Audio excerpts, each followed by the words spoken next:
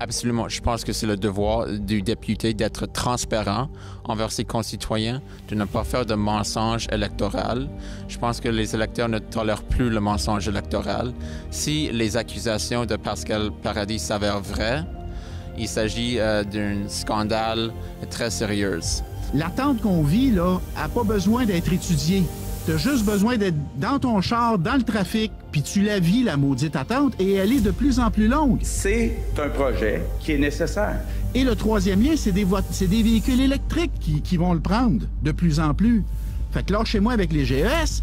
Puis je connais notre premier ministre assez pour savoir que jamais il se sera embarqué dans une espèce de fumisterie là, où on ferait semblant devant des électeurs de faire un projet pour avoir leur vote en se disant une fois qu'on sera élu, on l'annulera. Jamais avant le printemps 2023, il était question d'abandonner le troisième lien. C'est pas du tout, ni dans la personnalité du PM, ni dans l'ADN de la CAQ de faire ça. Au contraire, on est un parti qui s'est toujours réclamé de faire ce qu'il dit qu'il allait faire.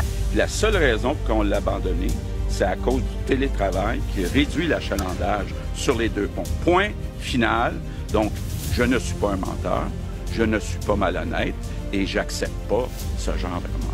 Et donc, s'il y a une commission d'enquête en 2045, lors de la séparation du Québec, sur cette histoire de troisième lien, on ne trouvera pas des vieux textos de hey, on va leur annoncer juste à la fin de l'élection. Jamais. Jamais? Jamais. Bon, ça, c'est réglé. Au Québec, nous approchons à grands pas d'une élection partielle dans la circonscription de Jean Talon. L'ancienne candidate de la CAQ, Joëlle Boutin, a décidé de quitter la vie politique moins d'1 an après sa réélection. Le dernier candidat à avoir été annoncé et tant attendu est M. Jesse Robitaille pour le Parti conservateur du Québec. M. Robitaille, âgé de 24 ans, réside au Québec et dans la circonscription de Jean Talon depuis maintenant 6 ans. Originaire de Calgary, il a choisi de déménager au Québec pour renouer avec le français. Il s'oppose au projet du tramway en raison de sa propre implication dans 2 accidents routiers avec le tramway de Calgary. En tant qu'ancien étudiant du Cégep Garneau et de l'Université Laval, il est confronté aux problèmes pressants qui touchent la population. L'inflation, la crise du logement et la censure sont tous des sujets qui préoccupent le nouveau candidat du Parti conservateur du Québec. Aujourd'hui, nous discutons avec Jesse Robitaille des élections partielles à venir. Je suis candidat du Parti conservateur du Québec parce que je partage les mêmes valeurs de ce parti. Notamment, je suis contre le tramway et j'ai une expérience personnelle avec le tramway de Calgary. J'ai habité 18 ans à Calgary, j'ai côtoyé le tramway et j'ai trouvé cette infrastructure très désagréable, très invasive. Et depuis 6 ans maintenant, j'habite à Québec. Je suis venu ici pour maîtriser le français au Cégep Garneau. J'ai eu une très belle expérience de francisation et j'ai le devoir maintenant de redonner à ma communauté, de redonner à cette ville et de la protéger contre le projet de tramway de Québec. Un projet qui va vraiment nuire à la circulation routière, qui va engendrer de la pollution sonore, qui va imposer la fermeture des boutiques et des commerces au long du tracé en raison du méga chantier. J'ai eu une très mauvaise expérience avec le projet de Calgary et je suis à la défense de la Ville de Québec contre ce projet pour pas que la ville subisse le même sort. Moi, je me déplace à vélo. Je me suis toujours déplacé à vélo. Je n'ai pas d'auto. Je trouve que le vélo, c'est un mode de transport très agréable. C'est un mode de transport actif, abordable, très flexible. Donc, je me déplace à vélo à Québec et je me déplaçais à vélo à Calgary. Quand je me déplaçais à vélo à Calgary, j'ai dû traverser la dalle de béton pour aller au travail. Et donc, pour traverser les rails, il fallait que je me trouve une voie de passage qui me permettait de le traverser. Mais ces voies de passage sont très rares parce qu'il faut construire un pont qui permet aux automobilistes de traverser les rails. Et ça a comme conséquence d'entasser tous les véhicules, tous les automobilistes, les cyclistes et les piétons au même endroit. Donc, ça fait un voie de passage très achalandé et donc un lieu d'accident très fréquent. Donc, à 2 reprises, j'étais happé à vélo, chaque fois en traversant les rails.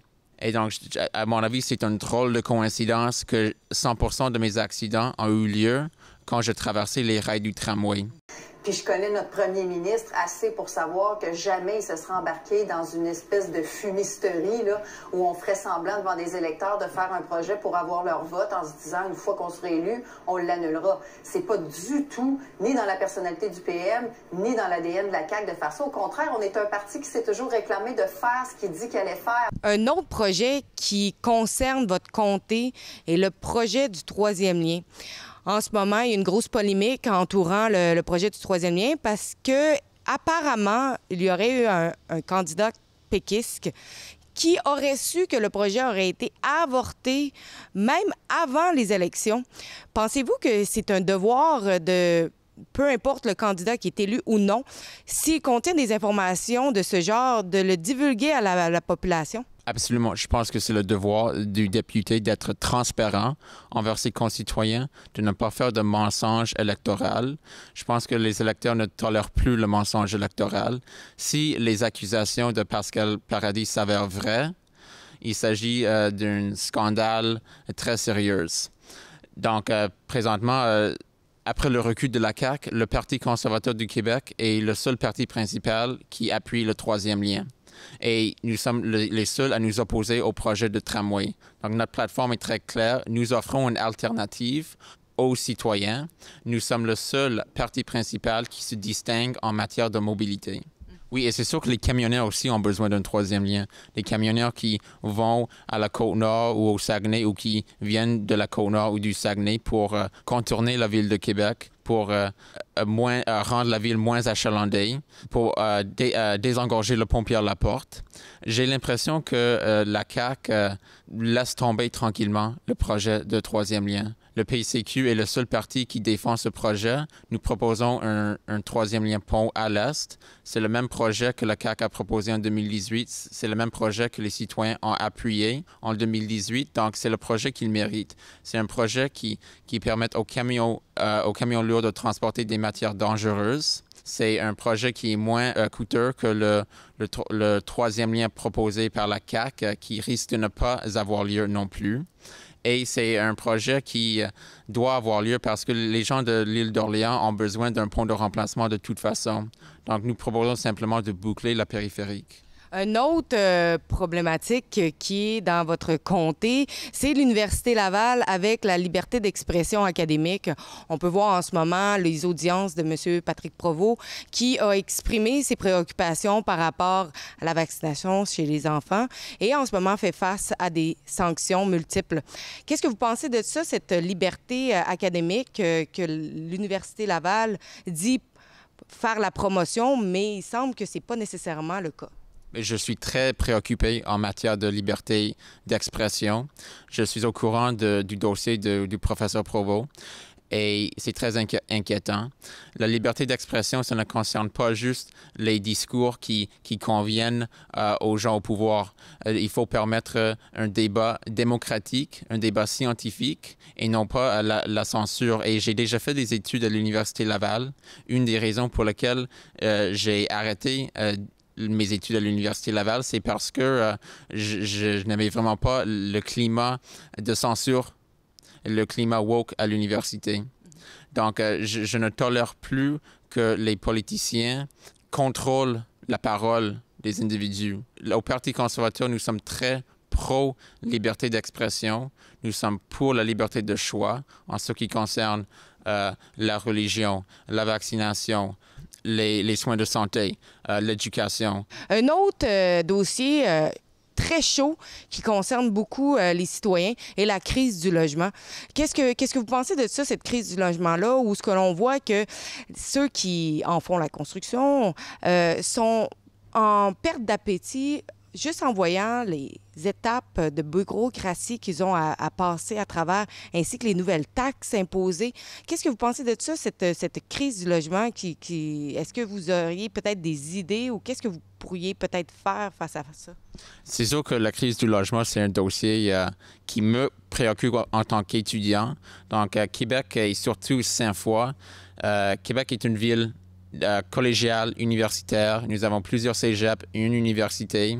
Surtout dans le coin de Sainte-Foy, il y a beaucoup d'étudiants. Moi, j'ai 4 colocs, donc nous sommes 5 dans notre appartement parce que c'est la seule façon de trouver un logement abordable. Et je connais beaucoup d'étudiants qui sont dans la même situation. Donc, c'est sûr que c'est un enjeu qui est très, très inquiétant. Le Parti conservateur du Québec a une plateforme très exhaustive en la matière. Nous proposons notamment la déréglementation de la construction et nous voulons investir dans les gens et non pas dans le béton. Et nous proposons une réduction de la bureaucratie. Nous proposons aussi des baisses de taxes pour diminuer l'ensemble du coût de la vie. Notamment, nous voulons éliminer la taxe sur les biens usagés. Nous voulons rendre l'autobus gratuit qui va bénéficier les personnes âgées, les étudiants, entre autres, les personnes moins nanties. Donc, nous voulons donner plus d'argent aux citoyens, donner plus d'argent dans leur portefeuille, baisser les taxes et diminuer la bureaucratie et la réglementation en matière de construction. Les 4 autres partis principaux se ressemblent beaucoup en matière de mobilité, notamment le PCQ, le seul parti qui s'oppose au projet de tramway et qui appuie le projet de 3e lien. Nous proposons l'autobus gratuit à Québec. Maintenant, les étudiants à l'Université Laval, ils paient dans leurs frais de scolarité des frais d'autobus. Les étudiants du Cégep Sainte-Foy, Cégep Garneau aussi, payent des centaines de dollars par année pour l'autobus. Donc, nous avons un projet que nous pouvons mettre en place immédiatement, qui ne requiert pas de méga chantier comme le tramway, qui est moins invasif, qui n'engendre pas de pollution sonore. Un projet qui est beaucoup plus flexible. Nous pouvons augmenter, diminuer les fréquences et changer les trajets. Donc, les gens ne veulent pas de tramway. Et donc, nous sommes les seuls à nous opposer à ce projet-là. Nous sommes la vraie alternative. Avez-vous été choqué d'entendre qu'il y avait eu un détournement de 940 millions de dollars de la part du gouvernement qui était supposé d'aller pour l'aide aux étudiants? Qu'est-ce que vous avez pensé de ça? J'étais très déçu.